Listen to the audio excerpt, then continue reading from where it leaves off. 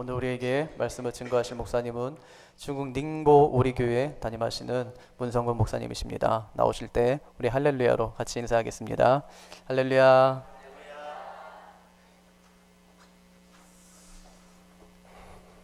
반갑습니다. 저는 중국 절강성, 우리말로 하면 영파, 중국말로 하면 닝보라고 하는데요. 절강석 닝보에서 온 문성근 목사입니다. 저는 아직까지 선교사로 파송된 지 11년째 되는데 선교사라는 말은 좀 어색하고 목사라는 말이 좀 자연스러운 것 같습니다. 먼저 말씀을 생각하기 전에 제가 잠깐 인사를 드리고 소개하고 말씀을 생각하고자 합니다. 저는 이렇게 11년 전에 중국으로 파송받아서 초기 5년 동안에는 필드 사역을 했습니다. 중국 가정교회, 지하교회죠. 중국 가정교회 지도자들을 모아서 훈련하는 신학교 사역, 그래서 훈련시켜서 이분들이 교회를 잘 맡아서 봉사할 수 있도록 성경을 가르치고 또 성경을 해석하고 볼 수 있는, 설교할 수 있는 안목을 길러주고, 그 다음에 이제 목회하는 데 필요한 기본적인 소양 같은 걸 좀 도와주는 그런 지하신학교 사역을 하다가, 또 중국에는 많은 그 가정교회들이 많습니다. 일반적으로 중국 교회를 100으로 잡으면 보이는 중국 정부에서 인정한 3자 교회, 이 3자 교회가 한 지역마다 조금 편차가 있겠습니다만 전 중국 전체로 보면 중국 대륙에서 한 15% 정도가 중국 정부가 인정하는 3자 교회입니다. 여러분 중국 여행하다 보면 건물이 있는 교회는 다 100% 3자 교회라고 보시면 틀림이 없고요. 그 외에 80%에서 한 85% 정도가 가정교회, 또 일명 정부 당국이 모르는 지하에서 모인다 해서 지하교회라 합니다. 물론 지하라고 해서 이 교회처럼 이렇게 지하에서 모이는 거 아니고요.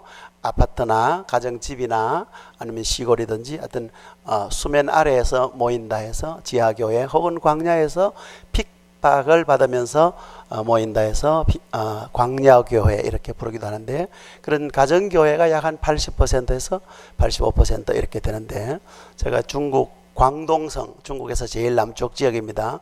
광동성 심천이라고 하는 도시에 이제 가정교회를 이제 6개 이렇게 세워서 또 같이 협력하고 봉사하는 그런 사역을 했더랬습니다. 그래서 그러다가 신학교 사역을 하다가도 공안에 또 신고를 받고 도망 다니고 하는 그런 일도 있었고, 또 가정교회를 섬기면서도 또 어려움이 많았어요. 그래서 자꾸 쫓기는 삶을 살다 보니까 조금 안정되게 좀 사역하고 싶은 그런 욕심이 있고, 저 원래 또 평신도 선교사나 전문인 선교사가 아니고 목사 선교사다 보니까 또 강단에서 하나님 말씀을 전하고 싶은 이런 또 욕심이 많더라고요.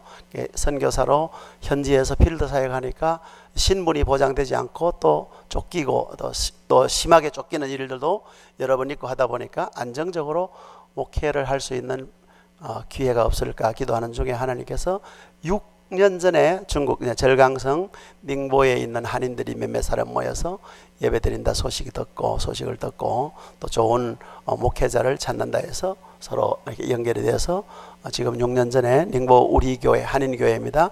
개척해서 지금까지 오고 있는데, 중국에 있는 한인교회는 이제 큰 도시에 있는 교회는 큰 교회도 있고 또 작은 교회들도 있습니다만은, 작은 도시에는 또 한인들 유동성도 있고 또 한인들이 좀 소수이다 보니까 지금 많이 모이지는 않습니다. 많이 모이면 한 50명 모이고, 또 작게 모이면 또 한 30명 정도, 한 40명 내외 이렇게 모이고 있습니다. 그래도 지난 한 6년 동안 우리 교회에서 함께 신앙생활하고 함께 섬기다가 또 이 여러 지역으로 떠나신 분들 다 합하면 300명이 넘는 그런 교회였습니다. 그래서 적응이 잘 안 돼요. 조금 이제 모여서 훈련하고 좋은 사역자나 일꾼이 된다 싶으면 또 가시고 하니까 조금 적응이 잘 안 되긴 하지만, 그 대신 오랫동안 남아서 애먹이는 분은 없으니까 또 편한 점은 있더라고요. 아무튼 지금 사역하고 있는 중입니다. 제가 중국 처음 나갈 때부터 권원 목사님이 대구에 계실 때 저를 이제 교회에서 후원해 주셨는데, 몇 해 전에 목사님이 서울로 가신다 하길로 제 생각에 큰일 났구나. 지금 이제 대구에서 과거에 목사님 섬기던 교회 후원금이 끊어지겠구나. 이제 마음으로 탁 먹고 있었거든요. 근데 그 다음에 목사님이 가시고 나서 그 다음에도 후원이 들어오는 거예요. 어이구, 이게 웬일이지? 싶었는데 한 해 지나니까 서울 시민교회에서도 또 후원을 해주시더라고요. 그래서 저는 완전히 단절될 줄 알았는데 두 갑절 늘었습니다. 얼마나 감사한지 모르겠습니다. 권 목사님께 감사드리고 또 서울 시민교회 성도 여러분들께도 진심으로 감사를 드립니다. 여러분들이 공급해 주시는 그 선교 후원금으로 저희들은 지금까지 잘 그것으로 생활하고 또 열심히 사역할 수 있게 된 토대가 되었습니다. 감사합니다. 다시 한번 머리 숙여서 감사드리겠습니다.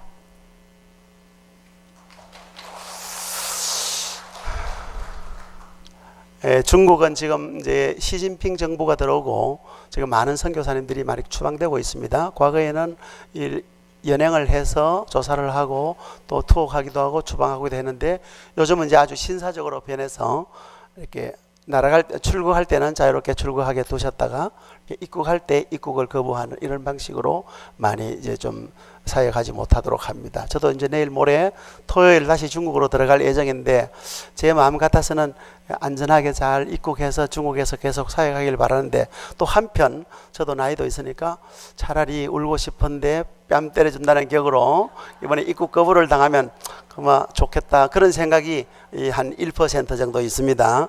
안전하게 이번 토요일 날 잘 입국할 수 있도록 기도해 주시면 감사하겠습니다. 지금도 시진핑 정부가 아주 겉으로는 신사적인 것 같은데 아주 뒤에 이면에서 아주 신사적으로 선교사들을 잘 추려서 또 이렇게 추방시키는 이런 상황이고 또 저 같은 경우도 이제 10년 차가 넘으면 시니어잖아요. 시니어 선교사들은 또 추려서 또 추방하는 그런 경우들이 많기 때문에 조금은 염려스럽습니다. 그래도 그런 상황에도 불구하고 열심히 사역하는 분들이 많이 계신 걸 보고 저 역시도 참 감동도 받고 또 더 열심히 할 수 있는 데까지 열심히 사역해야 되겠구나 그런 생각을 갖습니다. 오늘 본문 말씀을 가지고 전쟁 중에 쌓은 재단 그런 제목으로 말씀을 드리고자 합니다. 오늘 큰 틀에서 두 가지로 말씀을 드리겠는데요. 말씀을 드리기 전에 먼저 옆에 있는 분하고 인사를 나누십시다. 먼저 참 잘 오셨습니다. 인사하시고 나서요. 당신의 얼굴을 배우니 마치 하나님의 얼굴을 배우는 것 같습니다. 시작. 참 잘 오셨습니다. 당신의 얼굴을 배우니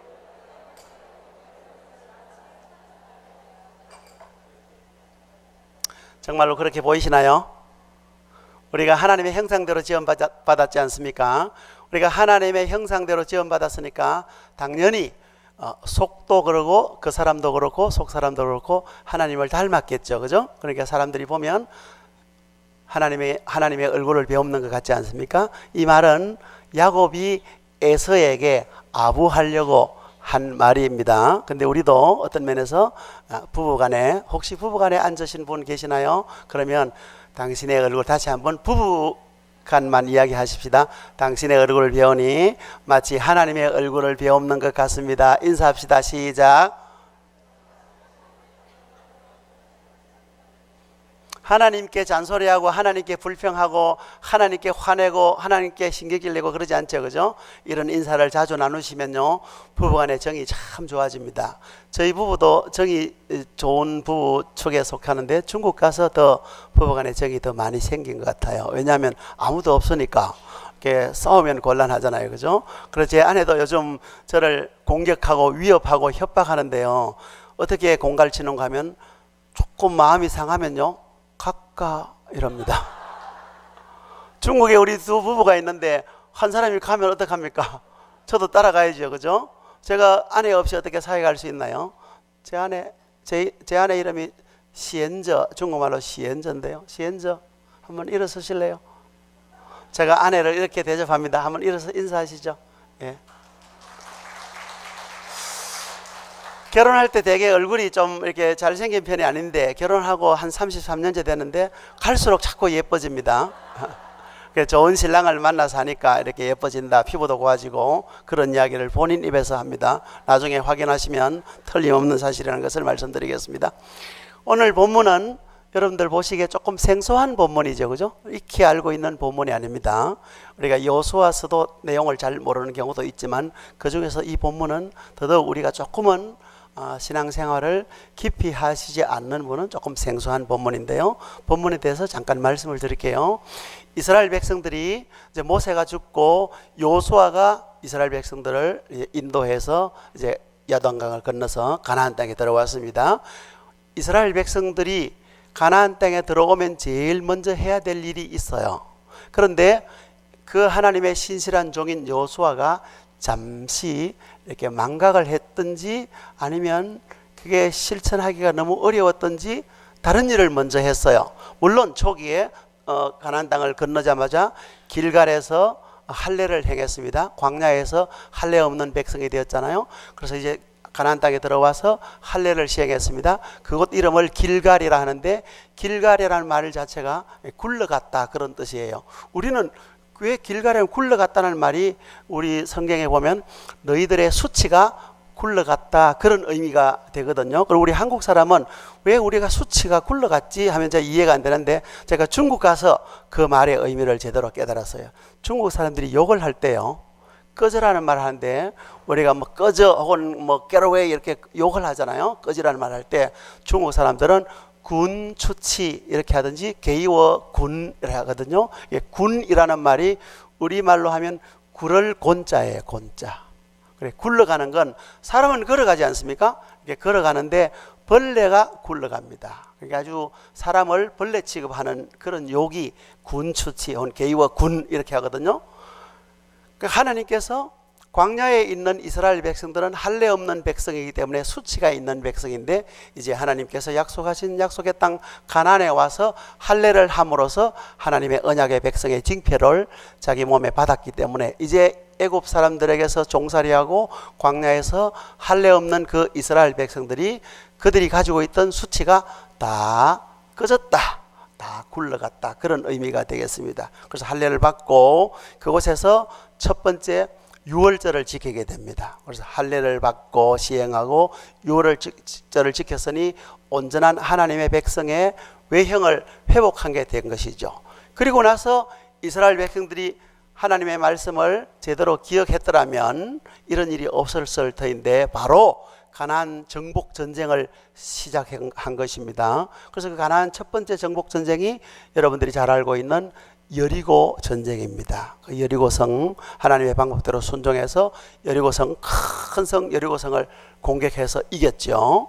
그 다음에 그 옆에 있는 작은 성 아이성을 공격했는데 이스라엘 백성들이 큰 성의 전투에서는 이겼지만 작은 성과의 전투에서 패퇴하고 말았습니다. 그래서 패배의 원인을 살펴보니까 아간의 범죄 때문에 그랬고, 그래서 아간을 처단하고 그 처단한 곳이 아골 골짜기였고, 다시 이제 아이성을 공격해서 이제 전쟁에서 승리하게 된 것입니다. 그래 3전 2승 1패를 거두었죠. 이스라엘 백성들이 행한 전쟁 중에서 3전 2승 1패입니다. 두 번은 이겼고 두 번은 실패했습니다. 우리도 살아가는데 여러 가지 전쟁을 하지 않습니까? 그러면 이길 수도 있고 질 수도 있는데, 그때 이제 아이성을 공격해서 실패했다가 재차 회개하고 공격해서 성공을 거둔 이후에 성경은 침묵하고 있지만 아마도 여호수아가 그때 이스라엘 백성들이 광야 그 요단강 동편인 모압 땅에 있을 때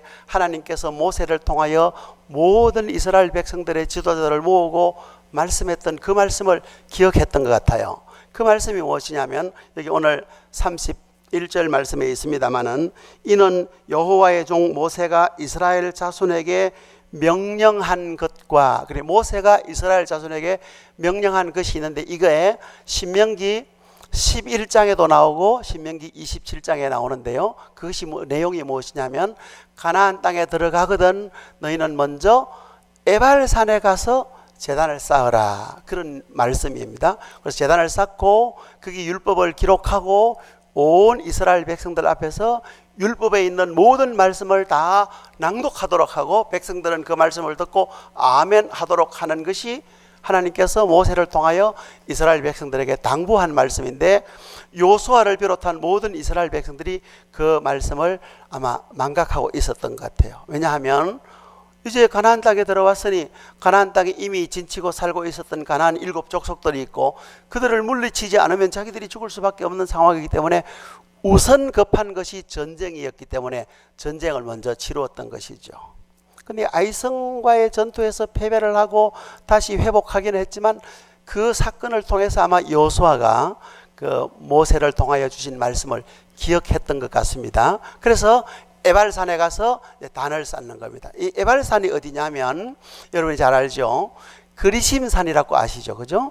그리심산은 축복의 산입니다. 축복을 상징하는 축복의 산이 그리심산이고 에발산은 저주를 상징하는 저주의 산입니다. 이 에발산과 그리심산은 이렇게 마주보고 있습니다. 아주 가까운 거리라고 해요.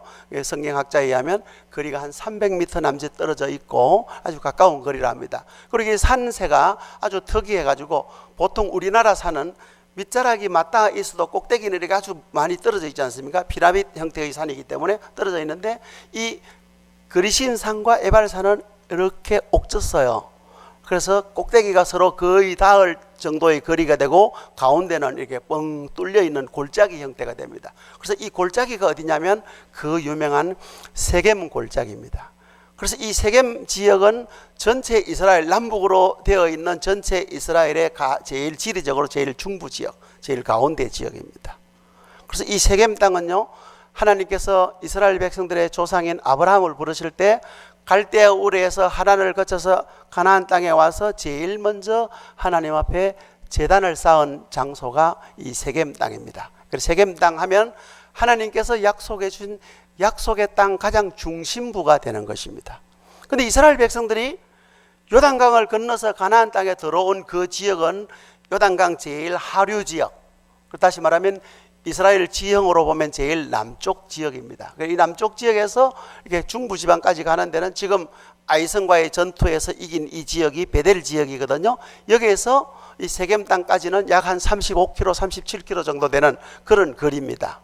그리고 이스라엘 백성들이 군인만 해도 군인이 37km 가는 것도 쉽지 않은데 행군하는 게 얼마나 어렵습니까? 여인도 있고 남자도 있고 여자도 있고 노인도 있고 또 어린이도 있고 또 짐승들도 있고 많은 짐들이 있거든요. 그런 사람들이 전쟁하다 말고 주변에 있는 많은 적들은 이미 전쟁을 3번 치루었기 때문에 경계태세를 바짝 갖추고 이스라엘을 공격하려고 하는 그런 찰나입니다. 여기 9장 1절과 2절에 보면요, 주변에 있는 여러 족속들이 이스라엘을 치려고 연합 운동을 하고 있는 그런 상황입니다.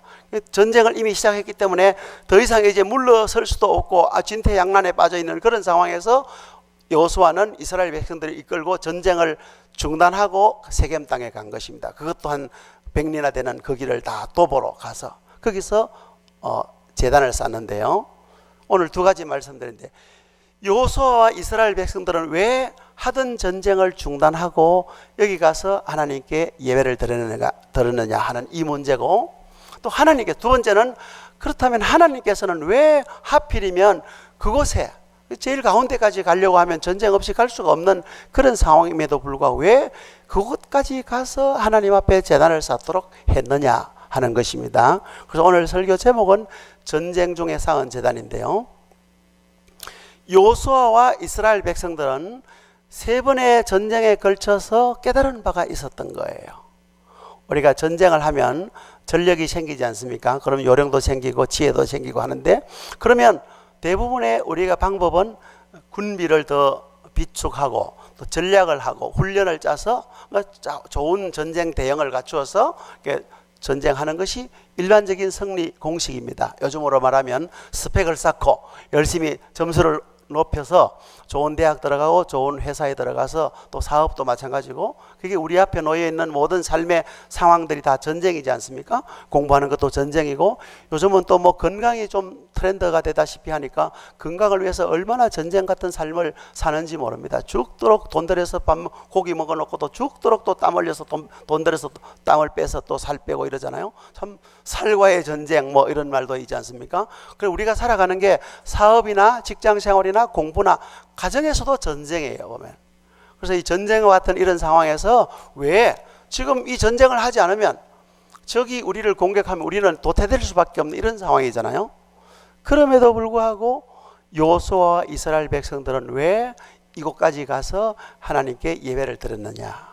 이 말은 우선에는 하나님의 말씀에 순종하는 것이 우선하고, 그 다음에 전쟁보다 더 중요한 것이 하나님 앞에 제단을 쌓는 것이기 때문입니다. 그 전쟁보다 더 중요한 것이 하나님 말씀에 순종하는 것이고, 전쟁보다 더 우선하는 것이 하나님께 예배하는 것이다. 자, 옆에 분하고 인사를 하시겠는데요. 전쟁보다 더 중요한 것이 하나님 말씀에 순종하는 것이고, 전쟁보다 더 우선하는 것이 하나님께 예배하는 것입니다. 다 외우시겠습니까? 자, 시작.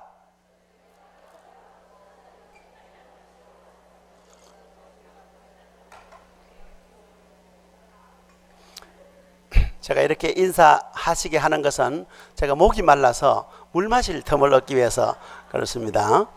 제가 10년 동안 습한 지역에 살았어요. 제가 두 지역에 살았는데 두 지역 다 엄청나게 습한 지역에 살다가 한국 오니까 굉장히 건조해요. 그러니까 계속 이제 목이 마르고 이렇게 좀 건조하니까 습한 지역에 있다가 건조한 지역에 오니까 되게 힘들더라고요. 여러분 여기 사시니까 또 모르잖아요. 처음에 중국 가서는 습한 지역이기 때문에 너무너무 힘들었어요. 한 10년 되니까 적응이 되니까 한국 오니까 또 이제 또 힘들어지는 부분이 있어요. 그러니까 말을 하면 자꾸 이렇게 목도 마르고 그렇습니다. 그래서 가끔 인사를 이렇게 시키는 게 지혜를 얻었습니다. 아까 뭐라 했습니까? 전쟁보다 더 중요한 것이 하나님 말씀에 순종하는 것이고, 전쟁보다 더 우선하는 것이 하나님께 예배드리는 것입니다. 여러분 꼭 명심하시기 바랍니다. 수많은 표어들도 많잖아요. 슬로건이 많잖아요. 모토들이 많잖아요. 여러분 이 생각들을 여러분 가슴에 품고 살아가시기 바랍니다. 실제로 그렇습니다. 우리는 전쟁 중에 있기 때문에 전쟁이 중요한 것처럼 보입니다. 실제로 전쟁이 중요하잖아요. 공부하는 학생이 공부보다 더 중요한 게 없다. 믿는 부모들도 공부보다 더 중요한 게 있죠. 있는데도 불구하고 자꾸만 이렇게 우리 말버릇처럼 학생이 공부하는 게 제일 중요하지 공부보다 더 중요하지 않은 게 어디 있냐 이렇게 말하잖아요. 일하는 분들에도 마찬가지고. 사실은 우리가 중요한 걸 놓치고 그렇게 말하는 것 같아요. 그러나 전쟁보다 더 중요한 것이 있습니다. 두 가지를 말씀드렸죠. 하나님 말씀에 순종하는 것이고 하나님께 예배하는 것이다. 오늘 특별히 요즘 한국 교회는 수요 예배를 안 드리는 곳 참 많다 하거든요. 점점 그런 교회들이 많아진다 하는데, 이 시민교회는 수요일 저녁 예배, 요즘은 또 수요 예배 드려도요 오전에 드립니다. 오전에 드리는 교회가 많거든요. 또 오후에 드리는 교회도 있고, 저녁에 드리는 교회는 극히 숫자가 퍼센티지가 낮아요. 근데 서울시민교회는 수요일 저녁에 이렇게 모이시고 보니까 많이 모이셨네요. 참 여러분들은 이 시간에 그 어떤 장소에 있는 것보다 복된 장소로 오셨다는 것을 여러분이 믿기를 바랍니다. 하나님께 예배하는 것. 왜냐하면 하나님은 요한복음 4장 23절에 보면 이와 같이 자기를 예배하는 자들, 하나님을 예배하는 자들을 하나님이 찾으신다. 그렇게 말씀하셨어요. 그 말씀 뒤에 하나님은 영이시니 예배하는 자가 신령과 진리로 예배할지니라 그렇게 말씀하셨거든요. 그래서 우리가 예배하는 것이 굉장히 중요합니다. 자, 왜냐하면 전쟁은 우리에게 속해 있으면, 전쟁이라고 하는 성격이 우리에게 속해 있으면 우리가 열심히 노력하고 연마해서 이기면 됩니다. 중국 무림 영화 보면 처음에 이렇게 산에 가서 이렇게 뭐 좀 억울한 일을 당하고 막 깨지잖아요. 깨진다는 말 아시나요? 얻어 터지고 막 지잖아요. 그러면 산속에 가서 돌을 닦고 수련하다가 내려와서 새로 이제 적들을 물리치는 거 있잖아요. 그게 인간적인 방법이에요. 예를 들어서 공부 못하는 사람이 열심히 공부하면 또 실력이 올라가고 그럼 좋은 대학도 가고 좋은 회사 취직도 할 수 있습니다. 몸이 약한 사람, 저도 청소년 시절에 학생 시절에 권투를 배웠는데요. 평소엔 제가 이기는 아이였는데 이 친구가 한날 자기가 복싱 배운다고 도장에 데려가더니만 링에 글럽 끼워주는데 제가 막 엄청나게 얻어맞았어요. 그때부터 야 나도 복싱 해야 되겠구나 해서 이제 복싱을 하니까 좀 이렇게 낫더라고요. 근데 인간적인 모든 영역에 있어서는 공부라든지 사업이라든지 건강이라든지 영역은 전부 우리가 열심히 노력하면 될 것처럼 보이는 게 우리 앞에 놓이는 전쟁의 형편입니다. 그게 속성입니다. 실제로 그렇잖아요. 열심히 공부하면 되는 일이 더 많죠. 그죠? 열심히 노력하고 일하면 되는 일이 더 많아 보입니다. 그러나 큰 틀에서 아니면 정말로 어떤 그 속성은요, 그 전쟁은 우리에게 속한 게 아니에요. 그 성경은 두 군데나 그런 말씀이 있습니다. 다윗이 골리앗에게 한 말도 있고, 야시엘 레위 사람이 유대의 임금이었던 여호사밧에게 한 말이 있어요. 그게 뭐냐면 전쟁은 여호와께 속한 것이다. 다윗이 골리앗에게 이렇게 말하거든요. 골리앗에게 너는 칼과 창을 의지하고 나에게 왔지만 나는 만군에 살아계신 여호와의 이름으로 내게 가노라. 그렇게 말하고 나서 전쟁은 여호와께, 사람에게 속한 것이 아니고 여호와께 속한 것임을 오늘 이 무리들로 하여금 알게 하려 한다. 그래서 실제로 다윗이 골리앗을 이긴 이야기는 불신자들도 얼마나 많이 인용하잖아요. 다윗이 어떻게, 작은 소년 다윗이 거인 골리앗을 이길 수 있습니까? 세상의 논리는 불가능하잖아요. 복싱을 해보면 플라이급하고 헤비급하고 붙으면 플라이급 선수가 헤비급 선수를 이길 확률은 제로입니다. 갑자기 링에 올라갔는데 헤비급 선수가 뭐 복통이 나고 설사가 나고 좀 기권하지 않은 한 이길 가능성은 제로입니다. 그게 세상적인 방법이거든요. 그러나 다윗은 그 골리앗에게 나아갈 때 이 전쟁은 여호와께 속한 것이다. 야시엘도 여호사밧 임금에게 그런 말을 했거든요. 모압과 암몬이 막 침공해 왔습니다. 온 이스라엘 백성들이 벌벌 떨고 있습니다. 임금인 여호사밧 임금도 벌벌 떨고 있을 때, 그때 레위 사람이었던 야시엘이 여호사밧에게 와가지고 왜 이들의 그 침략으로 인하여 두려워하느냐, 두려워하지 말라, 그런 말씀을 하시고서는 이 전쟁은 여호와께 속한 것인즉 오늘 여호와의 구원하심을 보라, 그렇게 했습니다. 출애굽하고 나서 이스라엘 백성들이 홍해바다 앞에서도 그랬잖아요. 두려워하고 떨고 있을 때 하나님께서 모세를 통하여 뭐라 했습니까? 여호와의 구원하심을 오늘 너희들은 보라, 가만히 있어서 보라 그랬습니다. 그래서 다시 말하면 전쟁이 여호와께 속해 있다, 이 말은 전쟁의 성패가 하나님의 손에 달려있다, 이 말입니다. 흔히 불교에서 하는 말이 그죠? 손오공이 뛰어봐야 부처님 손바닥이다. 불교에서도 그런 말 합니다. 우리도 뛰어봐야 하나님 손바닥이겠죠, 그죠? 그런 면에서 우리 앞에 놓여 있는 모든 전쟁은 하나님께 속해 있기 때문에 하나님 말씀에 순종하는 것이 더 중요하고 하나님께 예배하는 것이 더 우선되는 것이다 하는 것을 말씀드렸고요. 두 번째로, 그렇다면 왜 하나님께서 하필이면 이 에발산 또 이 전쟁을 하다 말고, 물론 이 전쟁을 하다 말고 제단을 쌓은 것은 여호수아의 불찰이고 미스이기도 합니다만은 왜 하필이면 이스라엘 땅 한가운데인 이 에발산 세겜 지역에서 제단을 쌓고 하나님 율법의 말씀을 낭독하도록 했느냐 하는 것을 좀 살펴보고자 합니다. 이 아까 말씀드렸잖아요. 지리적으로 이 에발산은요 이스라엘 제일 중부 지역에 속해 있고 하나님의 그 언약이 있는 장소입니다. 그래서 이 믿음의 조상인 아브라함이 제일 먼저 하나님께 제사를 드렸던 상징적인 곳이기도 하고요. 무엇보다도 이 그리심산은 축복의 산이기 때문에 산림이 우거지고 아주 울창한 옥토입니다. 보기에만 해도 축복받은 땅이구나 하는 것을 눈으로 확인할 수 있고, 바로 옆에 있는 이 에벨산은요 민둥산이에요. 바위산이에요. 돌산입니다. 그래서 보기에도 여기는 식물이나 동물이나 사람이나 살 곳이 못 되는, 착 보면 저주받은 산 것처럼 보여요. 그러니까 상징적으로 딱 눈앞에 딱 보면 축복의 산, 저주의 산 알 수 있는 그런 것입니다. 그래서 그 한가운데 골짜기가 아주 큰 골짜기가 있는데요, 거기 모든 이스라엘 백성들이 가서 한가운데에 하나님의 법궤를 두고 6지파는 그리심산 쪽으로, 나머지 6지파는 에발산 쪽에 서게 하고, 그래서 하나님 말씀을 낭독하게 합니다. 하나님 말씀을 낭독하는데 축복의 말씀만 낭독하는 게 아니고 그리심산에 축복이 있고 에발산에 저주가 있는데요, 축복의 말씀도 선포하고 동시에 저주의 말씀을 선포합니다. 그래서 축복과 저주의 말씀을 선포하면 모든 백성들은 아멘 하는 것입니다. 오늘날 우리가 강단에서 저주의 말씀을 선포하는 목사님은 안 계십니다. 가끔 목사님이 약이 올라가지고 그렇게 말씀하실 수는 있겠지만 그런 목사님 안 계셔요. 전적으로 축복의 말만 선포하지 않습니까? 그러나 하나님께서는 이스라엘 백성들로 하여금 제단을 쌓는데 축복의 산인 그리심산에 제단을 쌓도록 하지 않으시고 저주의 산인 에발산에 제단을 쌓도록 하셨어요. 여기 보십시오. 30절 말씀에 그렇지 않습니까? 에발산에 제단을 쌓은 거, 이 저주의 산입니다. 그렇다면 하나님께서 왜 이 저주의 산인 에발산에 제단을 쌓게 하셨느냐 하는 것입니다. 자, 에발산에서, 저주의 산인 에발산에서 제단을 쌓게 하심으로써 저주받아야 될 이스라엘 백성들이 그 제단에 어린 양을 올려서 화목제와 번제를 드리지 않습니까?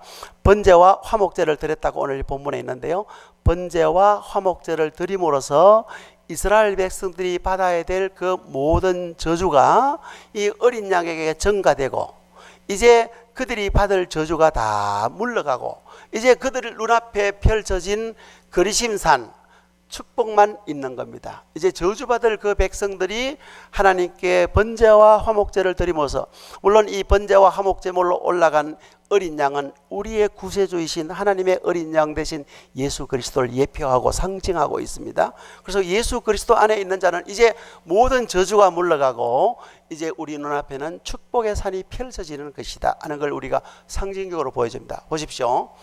축복의 산에 서 있으면 보이는 건 저주의 산밖에 안 보이고, 저주의 산에 서 있으면 축복의 산이 보이죠. 그죠?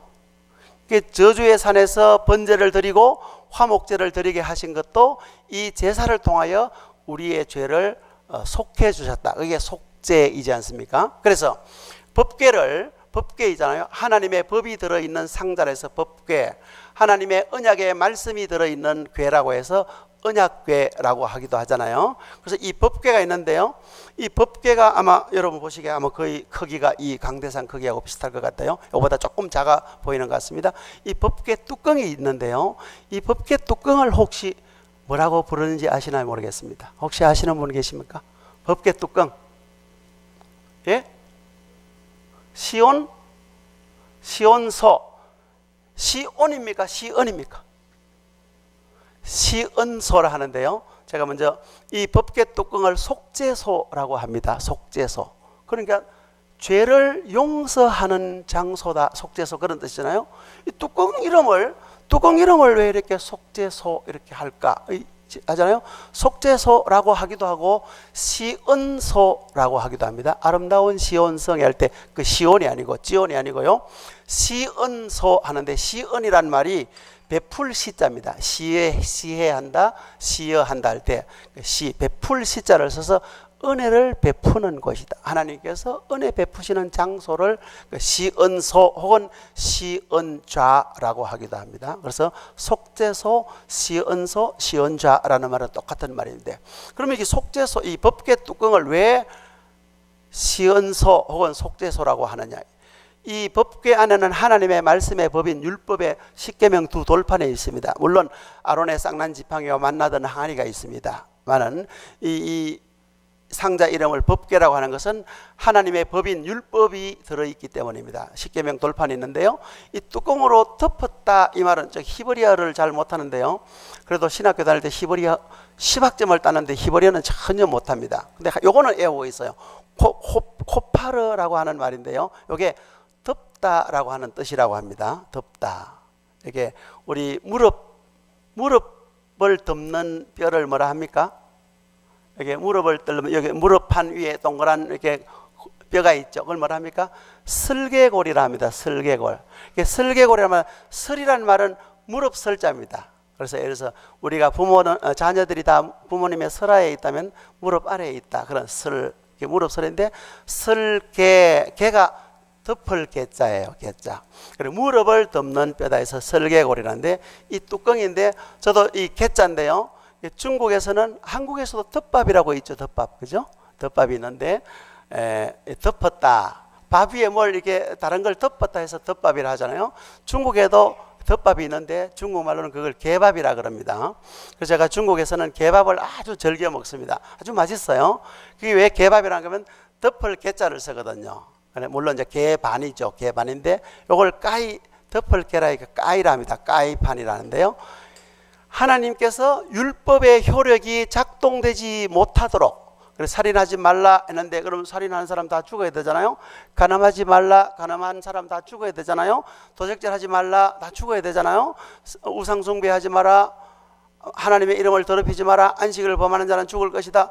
그게 법의 효력이 다 작동이 되면 다 죽어야 되잖아요. 아마도 우리나라 뭐 간통 강간 사건이 많은데 그런 사람 죽으면 우리나라 인구가 많이야 별로 안 남을걸요? 그죠? 별로 안 남아 있겠죠, 그죠? 그런데 그 하나님의 법이 작동되지 못하도록 하나님의 은혜로 덮었다. 이게 속죄소예요. 그래 이 속죄소가 있는 이 법궤를 가운데에 두고 이스라엘 12지파가 좌우 법궤를 중심으로 좌우로 축복의 산과 그리심 산 쪽에 서서 하나님의 말씀을 선포하는데 축복의 말씀만 선포하는 것이 아니고 저주의 말씀도 선포하는 거예요.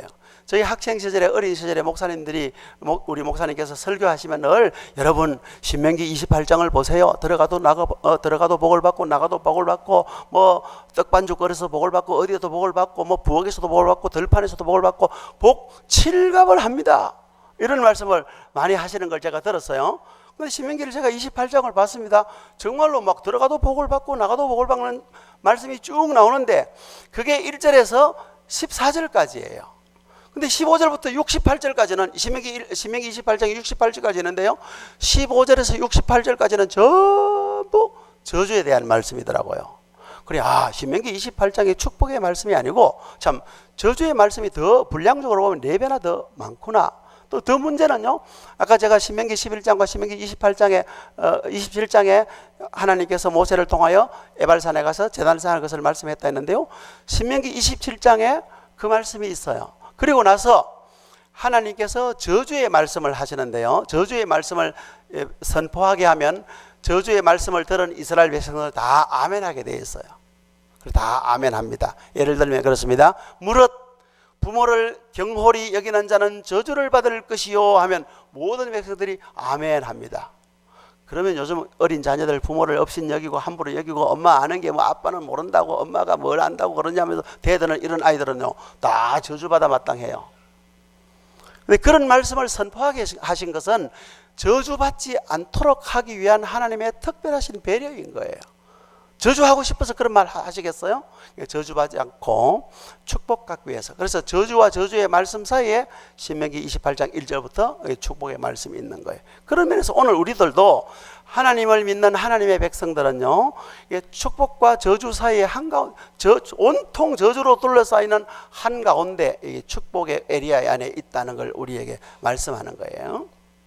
자, 또 하나 하나님께서 이스라엘 백성들로 하여금 이곳에 서서 이제 하나님의 말씀을 기록하고 제단을 쌓고 기록하고 선포하게 하셨거든요. 그런 백성들이 아멘하게 하셨는데 하나님께서 왜 하필이면 이곳이냐, 또 여기에서 왜 제사를 드리도록 했느냐, 왜 하나님 말씀을 기록하게 하시고 낭독하게 하셨느냐 하는 거예요.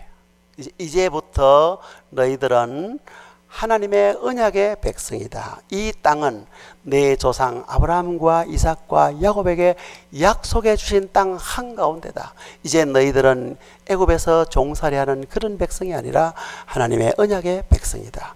이곳에서 내가 말씀해 주는 이 말씀은 축복의 말씀인 동시에 저주의 말씀이다. 말씀에 순종하는 자에게 축복이 있을 것이고 만에 하나라도 불순종하는 자에게 저주가 있을 수밖에 없다 하는 하나님의 은혜와 경고의 말씀이 동시에 주어지는 것입니다. 이제 이스라엘 백성들이 서 있는 자리는 하나님이 함께 하시는 자리고 하나님이 은혜 베푸시는 자리이니까 이제부터 살아가는 모든 너희들의 삶, 다시 말하면 이제 앞으로 치러질 가나안 땅 정복 전쟁이 되겠죠.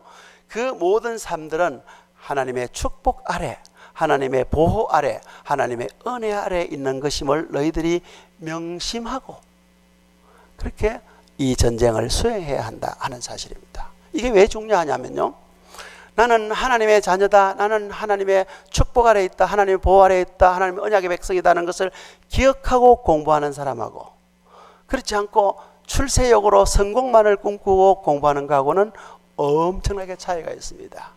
조그마한 가게를 하든지 사업을 하든지 직장 생활을 해도 그런 정체성을 가지고 사업하고 일하는 거하고 그렇지 않고 순전히 잘 먹고 잘 입고 잘 살고 하는 이런 이야기는요 세속적인 이야기잖아요.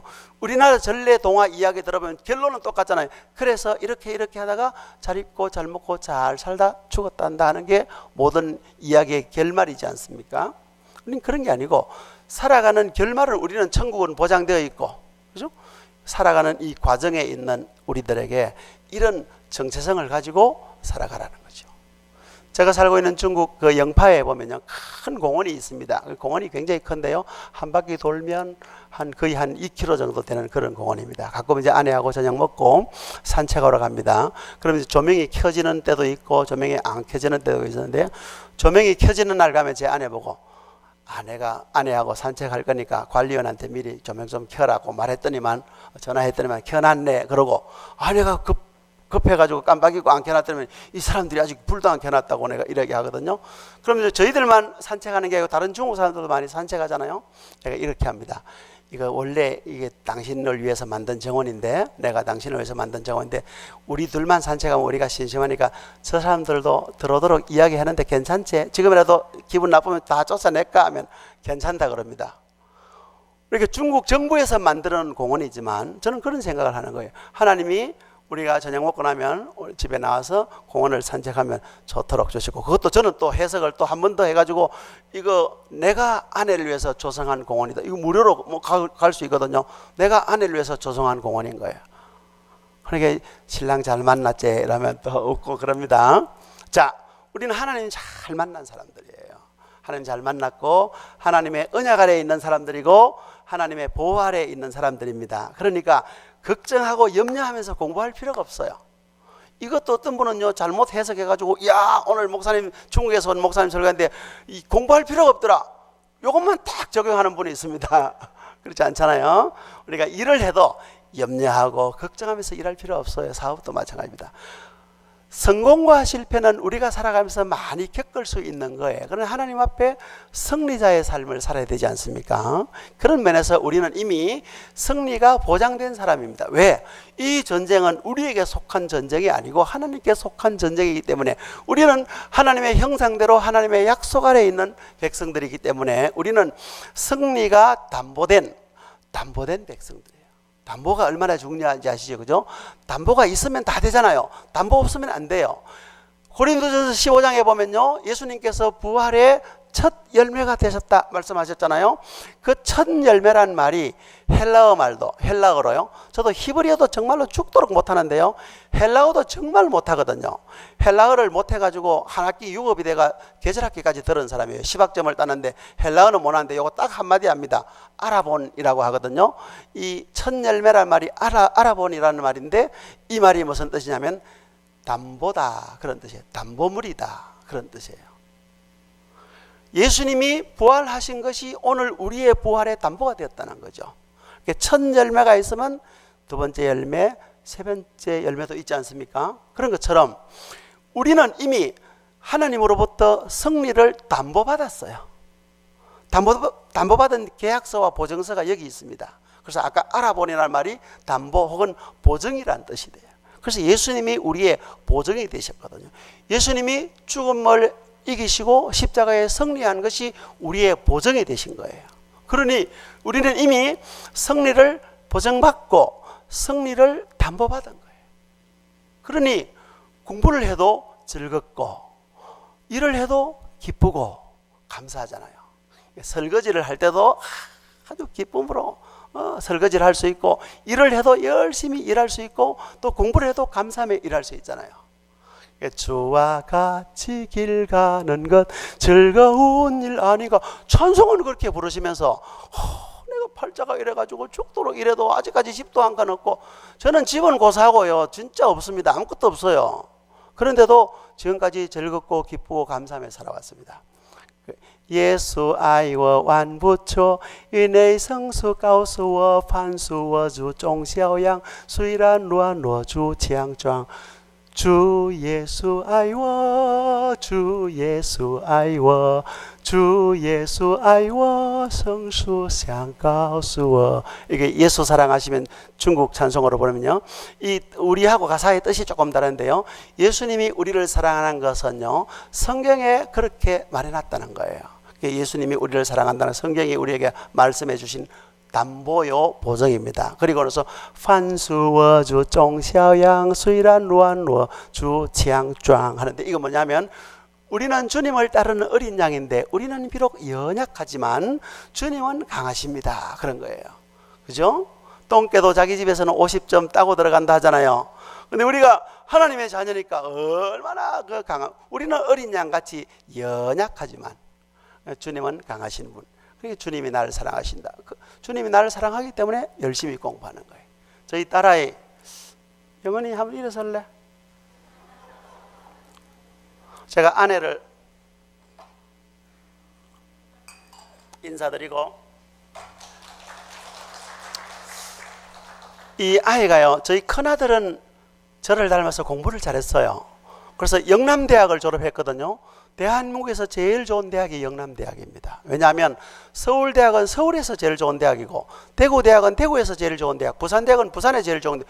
서울과 부산과 대구보다 더 큰 에리아가 영남 지역입니다. 대구, 경북, 부산, 경남. 그래서 영남대학이 영남 지역보다도 대한민국에서 더 큰 지역은 없어요. 그래서 영남대학이 대한민국에서 제일 좋은 대학인데 우리 아이들은 그 대학 나왔습니다.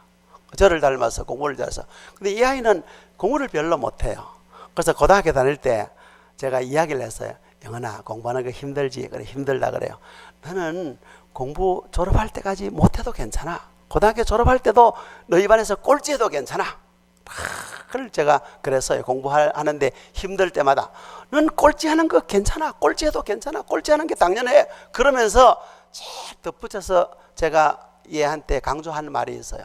내 인생은 대학이 내 인생을 결정하는 것이 아니고 하나님이 내 인생을 결정하는 것이다. 그런 이야기를 늘 해줬어요. 앞으로도 이 아이의 인생을 하나님이 책임져 주실 줄 믿습니다. 그리고 우리 아이의 인생을 책임주시는 그 하나님은 바로 여러분들의 인생, 여러분의 자녀들의 삶도 다 주관하시는 거예요. 왜? 우리 모두는 하나님의 말씀 안에 있고 하나님의 언약 안에 있기 때문입니다. 그래서 우리는 승리가 담보되고 승리가 보증된 사람들입니다. 자, 또 인사하십시다. 우리는 모두 승리가 담보되고 보증된 사람들입니다. 시작.